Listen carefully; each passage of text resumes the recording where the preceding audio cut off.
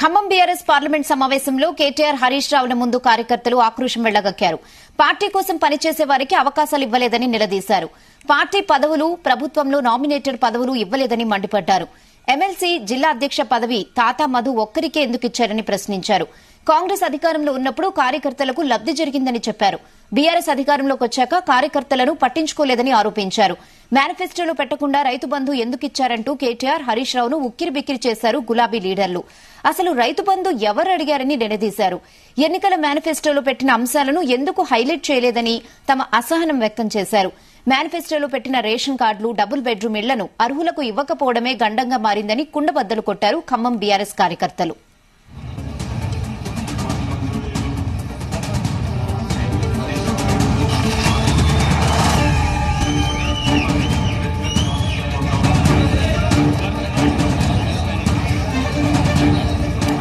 ఇదే విషయంపై మరిన్ని అప్డేట్స్ బ్యూరో చీఫ్ నరేందర్ అందిస్తారు. నరేందర్, రేనా, ఆదిలాబాద్ నుంచి మనం చూసాం 3వ తేదీ నుంచి ఈ రోజు వరకు కూడా ఒక్కొక్క లోక్సభ నియోజకవర్గ బీఆర్ఎస్ కార్యకర్తల సమీక్ష సమావేశం నడుస్తూ వస్తున్నాయి. దీంట్లో చాలా నియోజకవర్గాల్లో కూడా తమ ఆవేదనను మాట్లాడే అవకాశం అయితే వస్తోంది.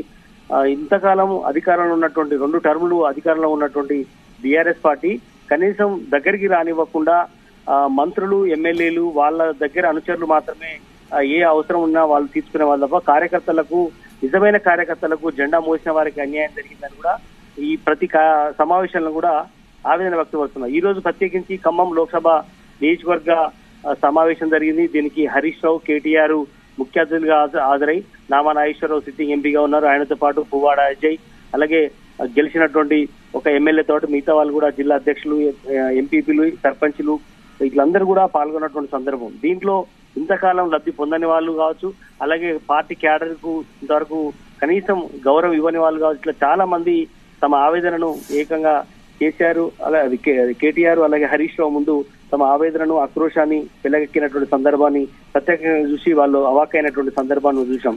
ప్రధానంగా 9.5 సంవత్సరాల అధికారం ఉంటే నిజమైనటువంటి వాళ్లకు అన్యాయం చేశారని, తాతా మధు లాంటి వ్యక్తికి మాత్రమే ఎమ్మెల్సీ పదవి ఇచ్చి మిగతా వాళ్ళను సడన్ గా వచ్చినటువంటి వ్యక్తికే ఎమ్మెల్సీ ఇచ్చి మిగతా వాళ్ళకి ఎందుకు పట్టించుకోలేదంటూ కూడా ఆవేదన వ్యక్తపరిచినటువంటి సందర్భం. అదేవిధంగా చాలా కార్పొరేషన్ చైర్మన్లు ఉన్నాయి, అలాగే వివిధ రకాల నామినేటెడ్ పోస్టులు ఉన్నాయి. అలాంటి వాళ్ళు ఎవరు కూడా ఖమ్మం జిల్లాకు సరి అయినటువంటి ప్రాతినిధ్యం లేదు. అందులో లోక్సభ నియోజకవర్గం అయినటువంటి ఖమ్మం పరిధిలో చాలా మందికి నిజమైన వాళ్లకు ఉంది. ఎందుకంటే ఖమ్మం అనేది ఎప్పుడు కూడా ఆంధ్ర ఏరియాగా, సెటిలర్ ఏరియాగా, లేదంటే ఆంధ్రాకు దగ్గరగా ఉన్నటువంటి ప్రాంతం కాబట్టి తమను మొదటి నుంచి దూరం పెట్టారని కూడా వాళ్ళు వ్యక్తపరిచినటువంటి పరిస్థితి. అందుకే ఇక్కడ ఇలాంటి ఫలితాలు వచ్చాయి. అదేవిధంగా లాస్ట్ టైం కావచ్చు, అంతకంటే ముందు కావచ్చు, ఒక్కొక్క ఎమ్మెల్యే స్థానం చొప్పునే గెలుచుకుంటూ వస్తున్నటువంటి సందర్భం. ఈసారి చాలా గంపెడ ఆశ పెట్టుకుంది. దాదాపు 6-7 అసెంబ్లీ స్థానాల్లోనే గెలుచుకుంటుందని ఊహించాము. బట్ ఇలాంటి ఫలితాలు ఎందుకు వచ్చాయని కూడా వీళ్ళిద్దరూ ఆరాధీసే ప్రయత్నం చేశారు. మరి ఇలాంటి పరిస్థితులు చేసినప్పుడు ఖచ్చితంగా జనాలందరూ అర్థం చేసుకుంటున్నారు, కార్యకర్తలందరూ కూడా ఇదే రకంగా అర్థం చేసుకున్నారు కాబట్టి ఇట్లాంటి ఫలితాలు వచ్చాయని కూడా వాళ్ళు చెప్పే ప్రయత్నం చేశారు. అంతేవిధంగా రైతు బంధు విషయంలో కానీ, అలాగే దళిత బంధు కానీ, బీసీ బంధు విషయంలో కానీ సరి అయినటువంటి వ్యక్తులకు రాలేదు. పోడు భూముల విషయంలో కూడా మొన్న తీసుకున్న నిర్ణయంతో కూడా కొంత ఇబ్బంది కలిగింది. అంటే ఎలక్షన్ కోసం తీసుకున్న స్టంట్ లో భాగంగానే నిర్ణయం జరిగింది తప్ప నిజంగా మొదటి నుంచి ఎందుకు తీసుకోలేదు పోడు భూముల విషయంలో అని కూడా వాళ్ళు చెప్పే ప్రయత్నం చేశారు. అంతేవిధంగా బీసీ బంధులో కానీ, దళిత బంధుల విషయంలో కూడా సండ్ర వెంకట వీరయ్య నియోజకవర్గానికి సంబంధించినటువంటి దాంట్లో కూడా ఆల్ ఆఫ్ సడన్ ఎలక్షన్ ముందు మాత్రమే గెలిపించండి, అధికారంలో రాగానే మొత్తం మీకు ఇచ్చేస్తామని చెప్పారు తప్ప ముందు ఎందుకు ఇవ్వడం లేదు అని కూడా చెప్పే ప్రయత్నం చేశారు. ఇట్లా చాలా మంది కూడా అవకాశం వచ్చింది కాబట్టి చాలా గట్టిగానే నిలదీశారు. మండల స్థాయి నేతలు కావచ్చు, అలాగే కింది స్థాయి లీడర్లు అందరూ కూడా హరీష్ రావు, కేటీఆర్ ముందు నిలదీసే ప్రయత్నం చేశారు. వాళ్ళు ఒకసారిగా షాక్ అయ్యి, లేదా ఇవన్నీ ముందు మనం సర్దుబాటు చేసుకుందాం, ఇవన్నీ గ్యాబులు పూరించేందుకే ఈ రోజు మీటింగ్ పెట్టుకున్నామని కూడా వాళ్ళిద్దరు సర్ది చెప్పే ప్రయత్నం చేశారు. అదేవిధంగా మేనిఫెస్టో పెట్టని రైతు బంధు లాంటి స్కీములు కావచ్చు, మిగతా విషయాలు ఎందుకు అమలు చేశారు అని కూడా వాళ్ళు చెప్పే ప్రయత్నం చేశారు. అదేవిధంగా రేషన్ కార్డులు కానీ, డబుల్ బెడ్రూమ్ ఇళ్లను కూడా అర్హులకు ఇవ్వడంలో ప్రధానంగా మనం ఫెయిల్ అయ్యామని కూడా చాలా మంది చెప్పారు.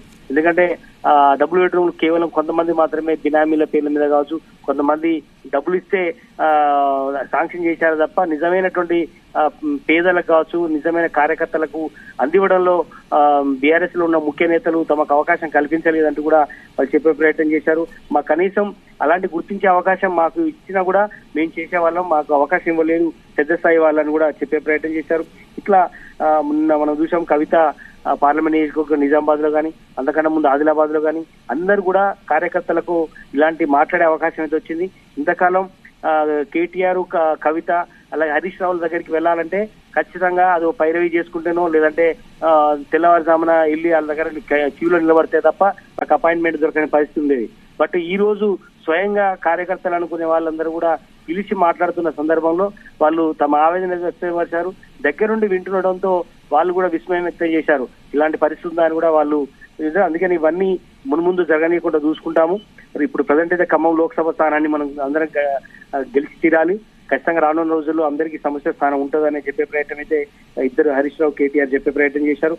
బట్ ఏదైనప్పుడు కూడా ఒక్కొక్కరిగా ఈ లోక్సభ స్థానాల లో వస్తున్నటువంటి ఈ ఫీడ్బ్యాక్ ని అధిష్టానం దృష్టికి తీసుకెళ్తామని కూడా, కేసీఆర్ దృష్టికి తీసుకెళ్తామని కూడా ఇద్దరు కూడా చెప్పారు.